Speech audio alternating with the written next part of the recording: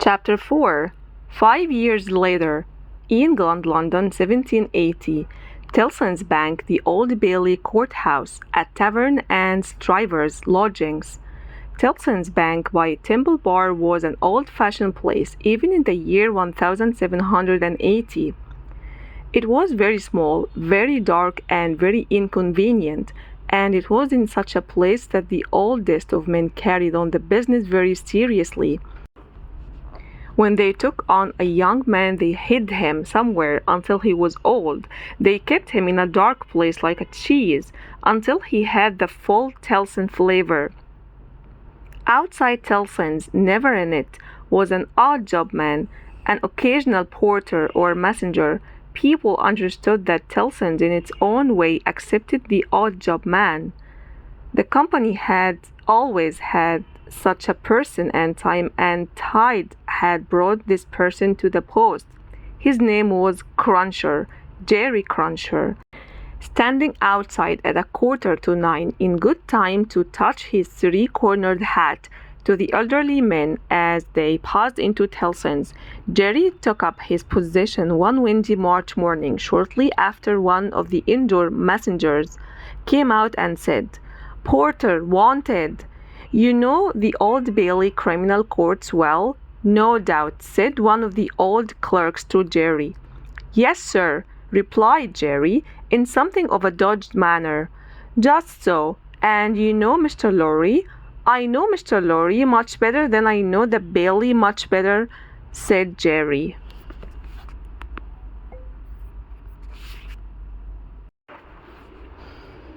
"Very well. Find the door where the witnesses go on, and show the doorkeeper this note for Mr. Lorry. He will then let you in." "Am I to wait in the court, sir?" "I am going to tell you.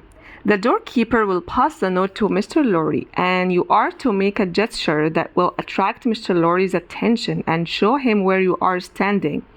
Then what you have to do is wait there until he wants you." "Is that all, sir?" "That's all. He wishes to have a messenger at hand. This is to tell him you are there." Jerry took the letter and went on his way, pushing through the crowd. At the court, the messenger found the door he was looking for and handed in his letter. After some delay, the door reluctantly opened a little, and Jerry was able to squeeze in. "What's on?" he asked the man he found himself next to. "Nothing yet." "What's coming on?" "The treason case." Mr. Cruncher's attention was drawn to the doorkeeper, whom he saw making his way to Mr. Lorry, with the note in his hand. Mr. Lorry sat at a table among the lawyers, not far from the defense lawyer, who sat with a great pile of papers in front of him. And nearly opposite was another lawyer, who, when Mr. Cruncher looked at him, seemed to be only interested in sealing of the court. Mr. Lorry had stopped up to look for Jerry, and after some coughing and making signs with his hands, Jerry caught his attention. He nodded and sat down again. Soon after, the dog became the central point of interest. Two men who had been standing there went out and came back with the prisoner. Everybody present, except the man who was looking at the ceiling, stared at him. The object of all this staring was a young man of about 25, well-grown and good-looking, with a sunburned cheek and a dark eye. He was plainly dressed in black, and his hair, which was long and dark, was gathered in a ribbon at the back of his neck, more to be out of his way than for decoration. He was pale, but otherwise quite calm. He bowed to the judge. Silence in the court. A clerk's voice rang out. Charles Darnay had the day before pleaded not guilty,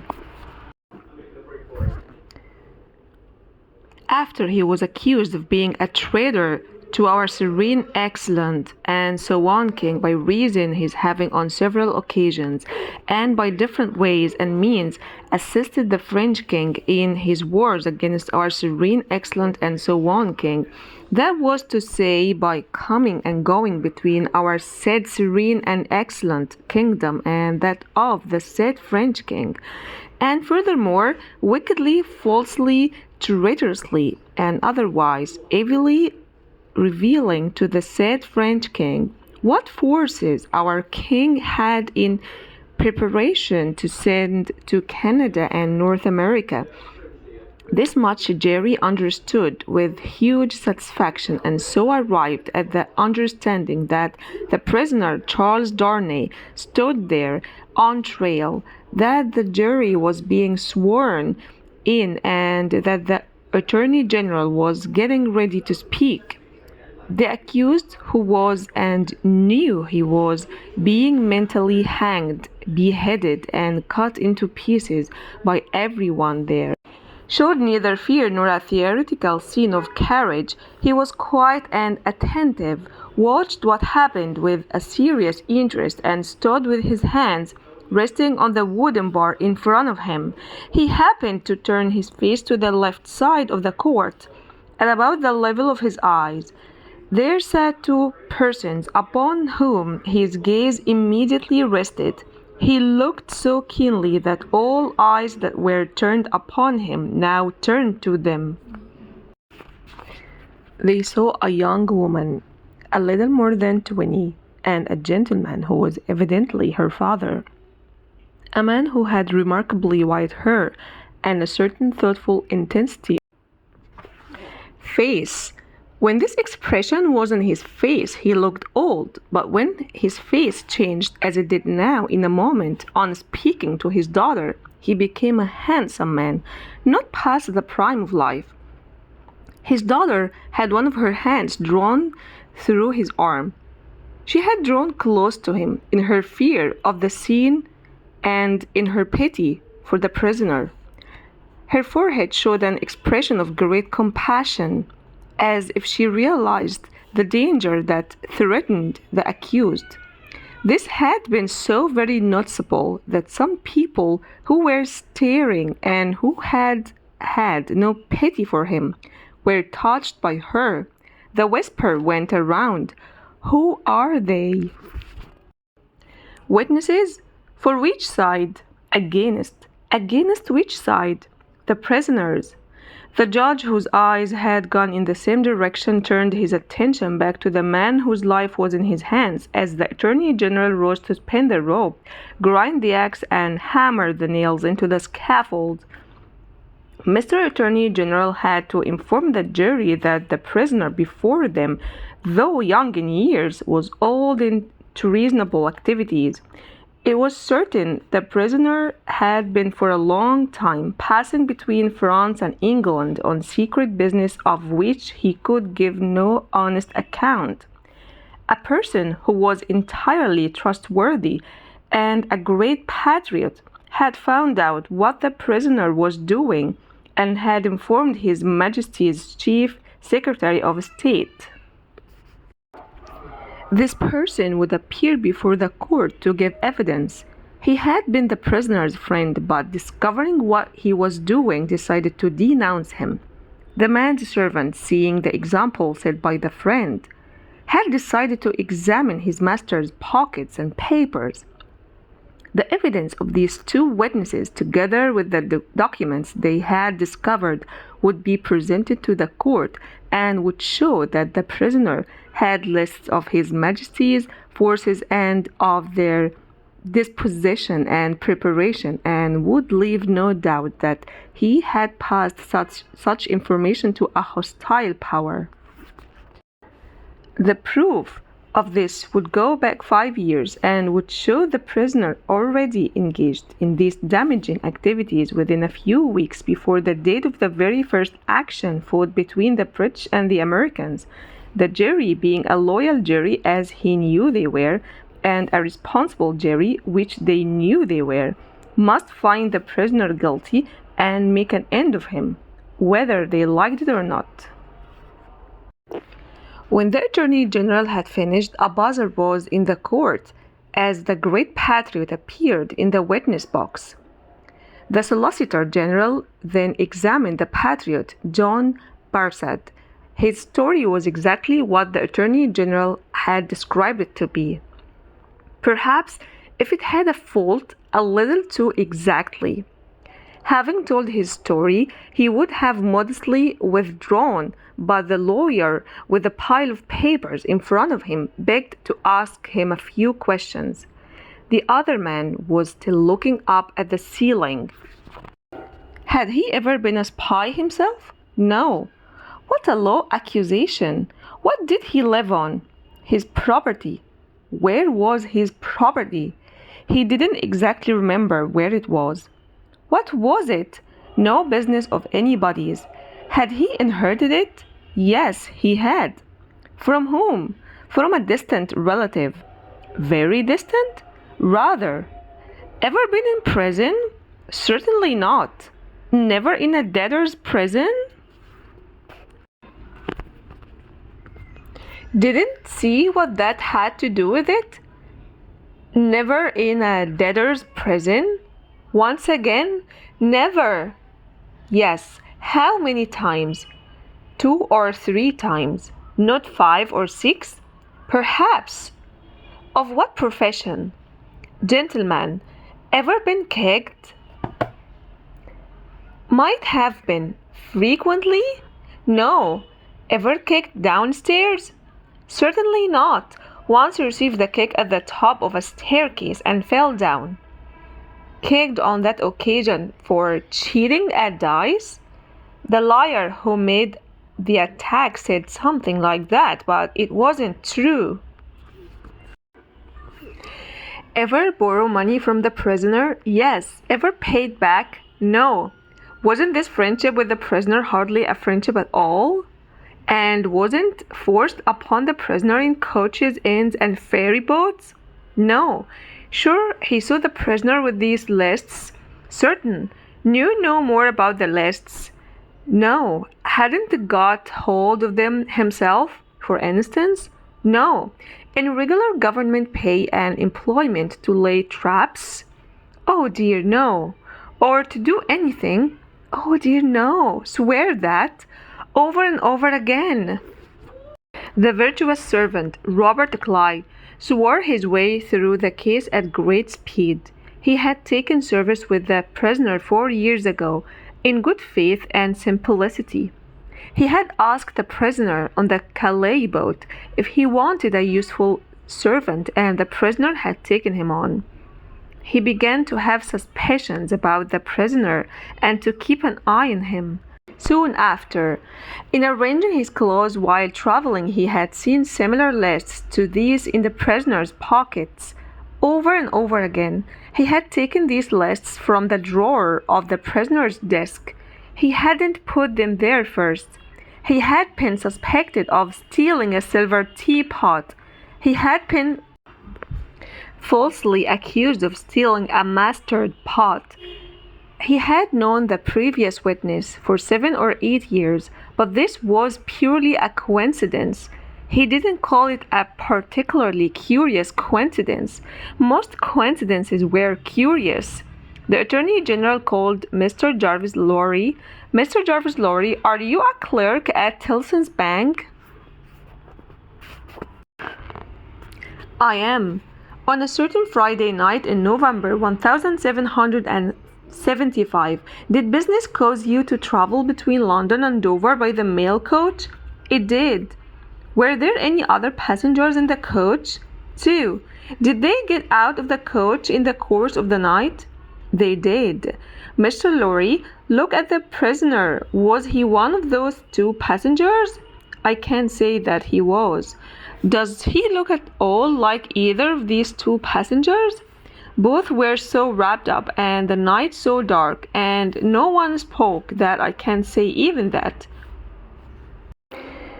Mr. Lorry looked again at the prisoner. Given that he was wrapped up, as those 2 passengers were, is there anything in his size and height to make it unlikely that he was one of them? No. You will not swear, Mr. Lorry, that he wasn't one of them? No. So at least you say he may have been one of them. Yes, except that I remember them both to have been afraid of highway robbers, like myself, and the prisoner doesn't seem to be a fearful person. Mr. Lorry, look again at the prisoner. Have you seen him before? I have. When? I was returning from France a few days afterwards, and at Calais, the prisoner came on board the ferry boat on which I returned and made the voyage with me. Were you traveling alone, Mr. Lorry, or with any companion? With two companions, a gentleman and a lady. They were there. Had you any conversation with the prisoner? Hardly any. The weather was stormy and the crossing long and rough, and I lay on a sofa almost from shore to shore. Miss Manette, said the Attorney General. The young lady, to whom all eyes had been turned before and were now turned again, stood up. Her father rose with her and kept her hand in his. Miss Manette, look at the prisoner. To be faced with such pity and such youth and beauty was far more difficult for the accused than to be faced with the entire crowd. Miss Manette, have you seen the prisoner before? Yes, sir. Where and when? On board the ferry boat just now mentioned, sir, and on the same occasion. You are the young lady just now referred to? Oh, most unhappily I am. The sad tone of her voice was drowned by the less musical voice of the judge as he said fiercely, answer the questions put to you and don't make any comment on them. Miss Manette, had you any conversation with the prisoner during that crossing of the channel? Asked Attorney General. Yes, sir. Tell it to the court. There was complete silence, and she began in a faint voice. When the gentleman came on board. Do you mean the prisoner? Inquired the judge with a frown. Yes, my lord. Then say the prisoner. When the prisoner came on board, he noticed that my father, she said, turning her eyes lovingly to him, as he stood beside her, was very tired and in a weak state of health. My father was in such a poor state that I was afraid to take him out of the fresh air, and I had a bed made for him on deck. I sat on the deck at his side to take care of him. There were no other passengers that night but the four of us. The prisoner was so good as to advise me how I could shelter my father from the wind and weather better than I had done. He showed great gentleness and kindness to my father, and I am sure he felt it. That was how we began to speak together. Let me interrupt you for a moment, said the Attorney General. Had he come on board alone? No. How many were with him? 2 French gentlemen. Did they talk together? They talked together till the last minute, when it was necessary for the French gentlemen to get off the boat. Had any papers been handed about among them similar to these lists? Some papers were handed about among them, but I don't know what papers. Like these in shape and size? Possibly, but indeed I don't know. Now, to the prisoner's conversation, Miss Manette. The prisoner was as open in his conversation with me as he was kind and good and useful to my father. I hope, she said, bursting into tears, I may not repay him by doing him harm today.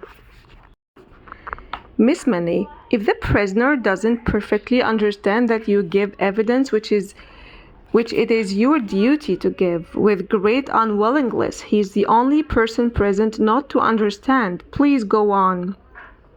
He told me he was traveling on business of a delicate and difficult nature, which might get people into trouble, and that he was traveling under a false name. He said that his business had within a few days taken him to France and might at intervals take him backwards and forwards between France and England for a long time to come. Mr. Attorney General now asked to speak to the young lady's father, Dr. Manette. Dr. Manette looked at the prisoner. Have you ever seen him before? Once, when he called at my lodgings in London about 3 or 3.5 years ago. Can you identify him as your fellow passenger on board the ferry boat or speak about his conversation with your daughter? Sir, I can do neither. Is there any particular or special reason for your being unable to do either? He answered in a low voice, There is. Has it been your misfortune to suffer a long imprisonment without trial or even accusation in your own country, Dr. Manet? He answered in a tone that touched every heart, A long imprisonment. Were you newly released on the occasion in question? They tell me so. Do you not remember the occasion? No, my mind is a blank from some time. I can't even say what time when I occupied myself in prison making shoes to the time when I found myself living in London with my dear daughter here. The Attorney General sat down, and the father and daughter sat down together. An unusual thing then happened. The aim was to show that the prisoner got off the Dover mail coach on that Friday night in November 5 years ago as a trick, and that he went back a dozen miles to a town where there were many soldiers and sailors and they collected information. A witness was called to identify him as having been at the exact time in the coffee room of a hotel in that town. The lawyer defending the prisoner was questioning this witness with no result, except to learn that the witness had never seen the prisoner on any other occasion. Suddenly, the gentleman who had been looking at the ceiling wrote a word or two on a scrap of paper and threw it to the lawyer. Opening this scrap of paper, the defending lawyer looked with great attention and curiosity at the prisoner. You say again that you are quite sure it was the prisoner? The witness was quite sure. Did you ever see anybody very similar to the prisoner? Not so similar as to be mistaken. Look at that gentleman over there, he said, pointing to the man who had thrown the paper, and then looked carefully at the prisoner. What do you say? Are they very like each other? To the surprise not only of the witness, but also of everybody present, when they were compared in this way, they were indeed sufficiently alike. The judge asked Mr. Stryver, the prisoner's lawyer, whether they were next to try Mr. Carton, the other lawyer, for treason. Mr. Stryver replied to the judge, no, but he would ask the witness to tell him whether what happened once might happen twice, whether he would have been so confident if he had seen this example of his foolishness sooner. The result of this was to smash this witness and destroy his part of the case. Mr. Stryver then showed the jury how Barsad was a hired spy and a traitor, one of the greatest villains in the world, how the servant Cly was his friend and partner, and how the eyes of these false men had pegged on the prisoner as a victim because some family affairs in France, his family originally having come from France, required him to make these frequent passages across the Channel.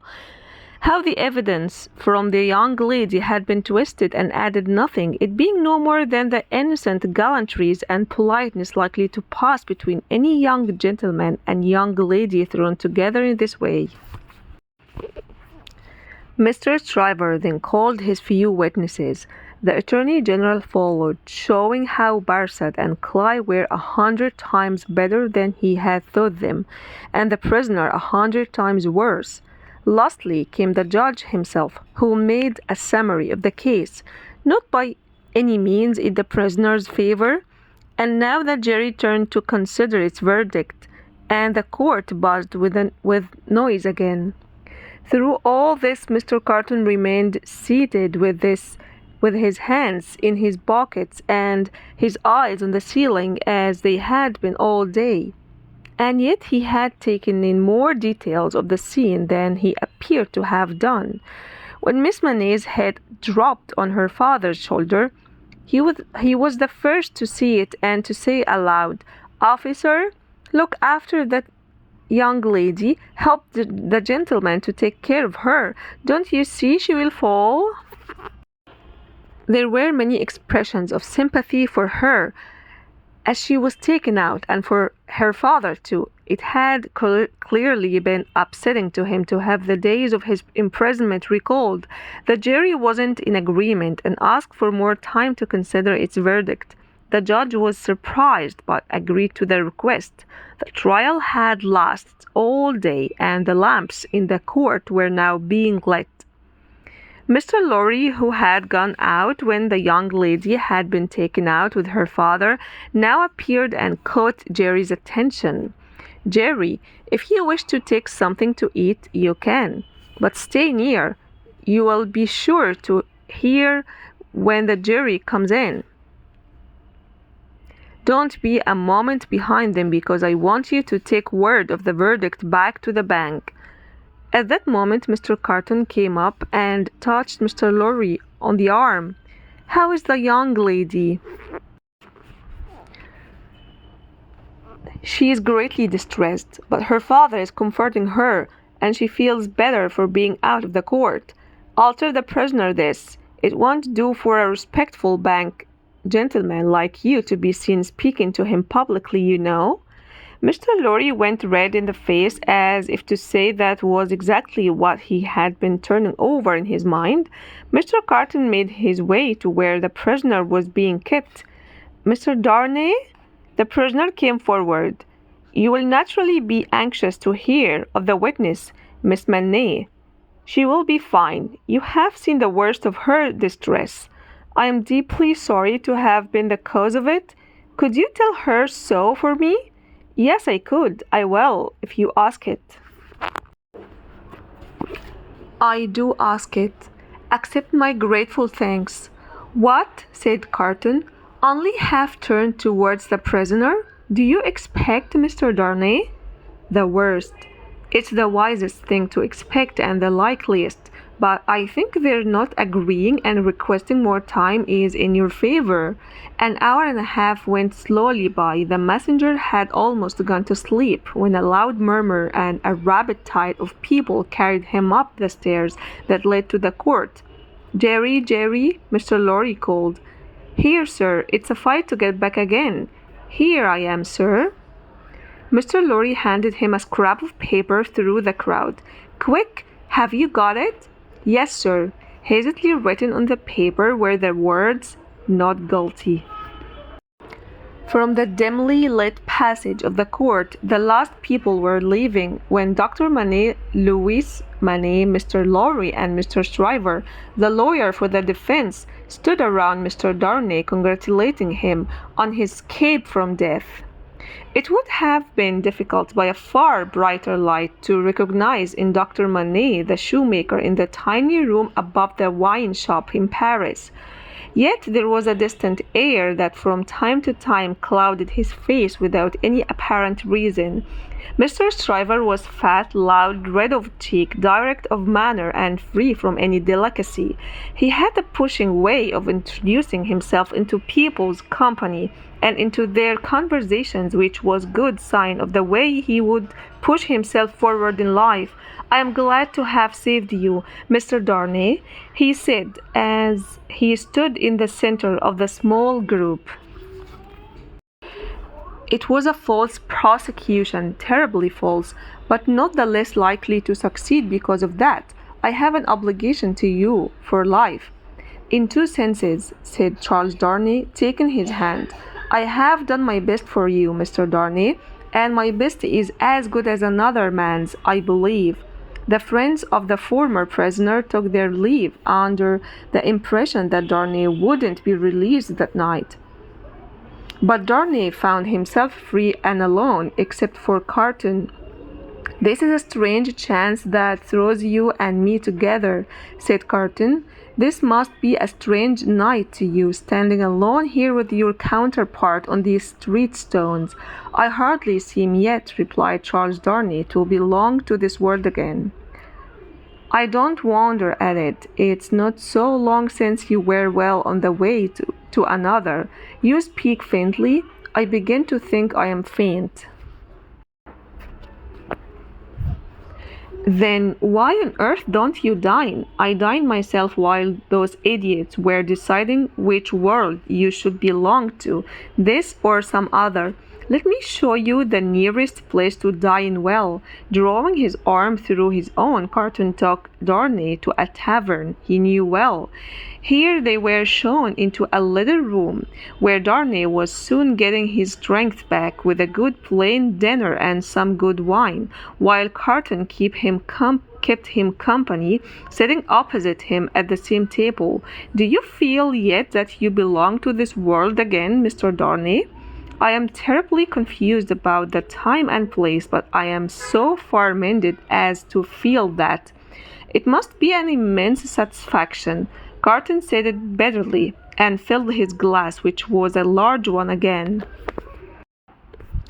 Confused by the emotion of the day, and feeling that being there with someone who so looked like him was a dream, Darnay didn't know how to answer. Finally, he answered, "Not at all." "Now your dinner is done," Carton said. "Why don't you make a toast?" "What toast?" "Why, it's on the tip of your tongue. It ought to be. It must be. I'll swear it's there." "Miss Manathan, Miss Manathan," looking his companion full in the face while he drank the toast. Carton then flung his glass over his shoulder against the wall, where it broke into 1,000 pieces. He then rang the bell and ordered another. "That's a fair young lady to be bitted by and whipped for by. How does it feel? Is it worth being tried for one's life? To be the object of such sympathy and compassion, Mr. Darnay?" Darnay answered, "Not a word. She was extremely pleased to have your message when I gave it to her. Not that she showed she was pleased, but I suppose she was." This reminded Darnay that his disagreeable companion had of his own free will helped him that day. He turned the conversation to that and thanked him. "I neither want any thanks nor deserve any," came the careless reply. "It was nothing, and I don't know why I did it. Mr. Darnay, let me ask you a question. Willingly, and a small return for your good action. Do you think I particularly like you?" "Really, Mr. Carton?" he replied, strangely troubled. "I haven't asked myself that question, but ask yourself the question now." "You have acted as if you do, but I don't think you do." "I don't think I do," said Carton. "I begin to have a very good opinion of your understanding, nevertheless," said Darnay, rising to ring the bell. "There is nothing in that to prevent my calling for the bell, and our leaving here without ill feeling on either side. Carton replied, "Nothing in life." Darnay rang the bell. "Do you intend to pay the whole bill?" said Carton. When Darnay answered, "Yes," Carton ordered another large glass of wine and asked to be woken at 10. The bill being paid, Charles Darnay rose and wished him good night. Without returning the wish, Carton rose too, and with something of a threatening manner said, "A last word. Mr. Darnay, you think I am drunk?" "I think you have been drinking, Mr. Carton." "Think? You know I have been drinking." "Since I must say no, I know it. Then you shall also know the reason why. I am a disappointed man, sir. I care for no man on earth, and no man on earth cares for me. Much to be regretted. You might have used your talents better." "Maybe so, Mr. Darnay, maybe not. Don't feel pleased with yourself, though. You don't know what the future may hold. Good night." When he was alone, Carton took a candle, went to a mirror on the wall, and looked at himself closely. "Do you particularly like that man?" He muttered at his own image. "Why should you particularly like a man who looks like you? There's nothing in you to like, you know that." What a change you have made in yourself! A good reason for helping a man who shows what you have fallen away from and what you might have been. Change places with him, and would you have been looked at by those blue eyes as he was, and shown compassion by that troubled face as he was? Come on, don't hide the fact. You hate the man. He went back to his glass of wine for consolation, drank it all, and in a few minutes fell asleep on his arms. It had once been noticed among lawyers that while Mr. Stryver had a quick tongue and was always ready and bold, he wasn't able to get to the heart of a legal problem, which is one of the most important accomplishments of a lawyer. But a remarkable improvement came upon him. The more business he got, the more able he seemed to be at getting to the heart of the matter.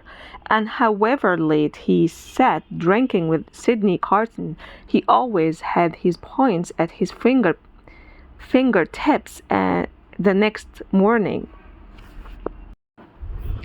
Sydney Carton, the laziest and most unpromising of men, was Stryver's great ally. Stryver never had a case in hand anywhere without Carton being there with his hands in his pockets, staring at the ceiling. At last it came to be said among those who were interested that although Sydney Carton would never be a lion, he was an amazingly good jackal, and that he gave good service to Stryver in that humble role. 10 o'clock, sir, said the man he had asked to wake him. 10 o'clock? What's the matter? 10 o'clock, sir. What do you mean, 10 o'clock at night? Yes, sir, you told me to wake you. Oh, I remember very well, very well. After a few dull efforts to get to sleep again, which the man prevented by noisily stirring the fire, Carton got up, put on his hat, and walked out. He arrived at Stryver's lodgings, and Stryver opened the door. He had his slippers on and was dressed ready for bed. You are a little late, said Stryver. About the usual time. It may be a quarter of an hour later. They went into a room lined with books and with papers on the floor, where there was a blazing fire. That was a rare point, Sydney, that you brought to bear upon the identification. How did you come by it? When did it strike you? I thought he was rather a handsome fellow, and I thought I would have been much the same sort of fellow if I had had any luck. Mr. Stryver laughed. You and your luck, Sydney. Get to work. Get to work. How many cases tonight? Only 2. Give me the worst first.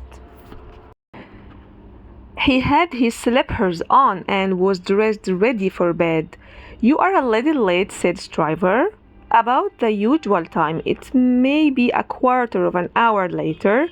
They went into a room lined with books and with papers on the floor, where there was a blazing fire. That was a rare point, Sydney, that you brought to bear upon the identification.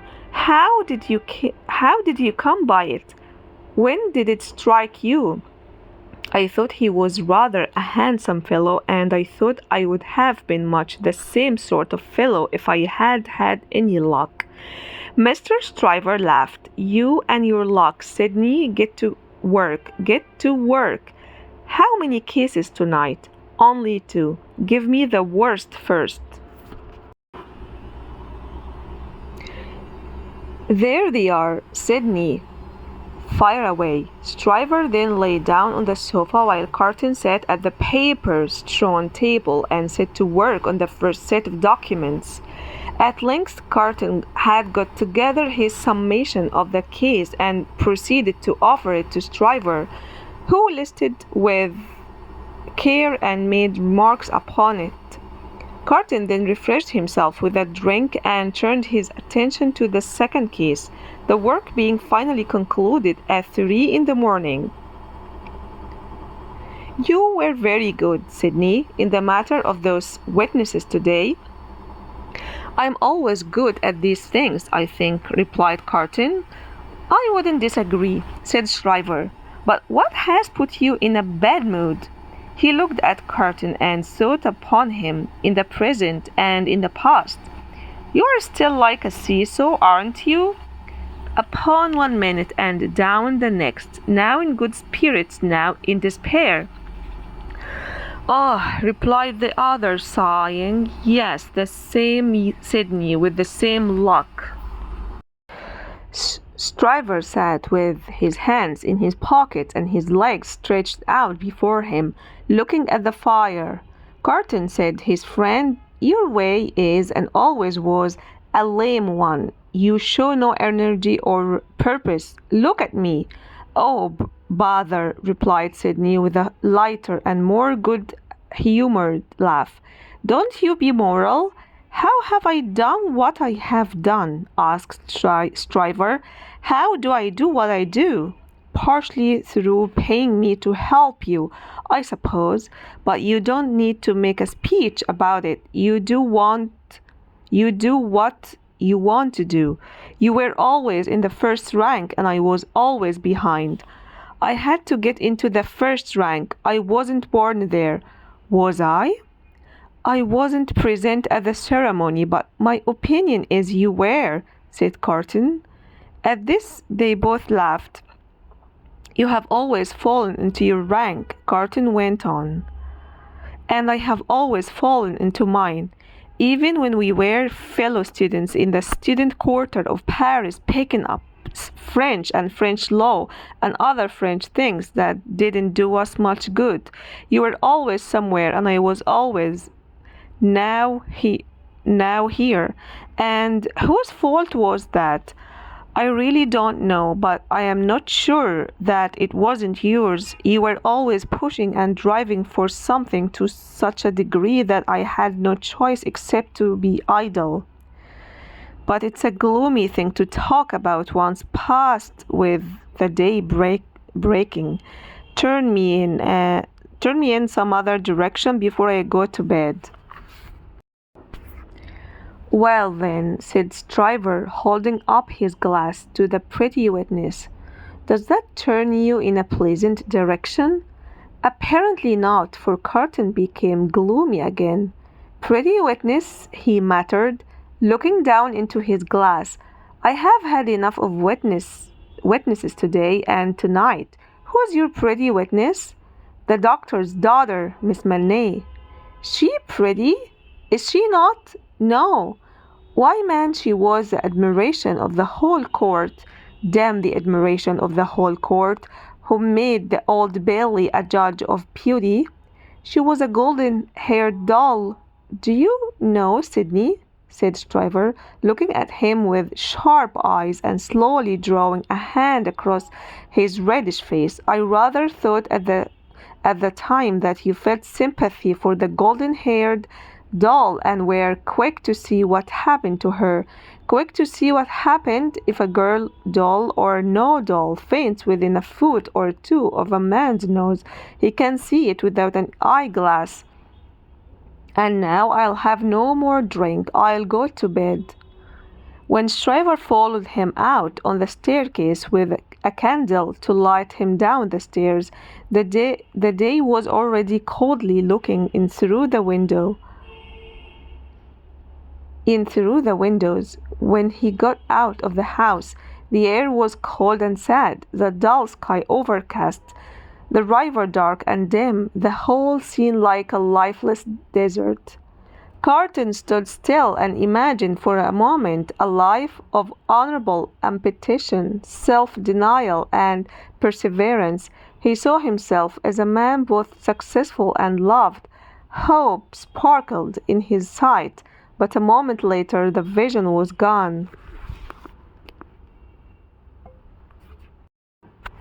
Climbing to a high room in the house where he lived, he threw himself down in his clothes on the bed, and its pillow was wet with wasted tears.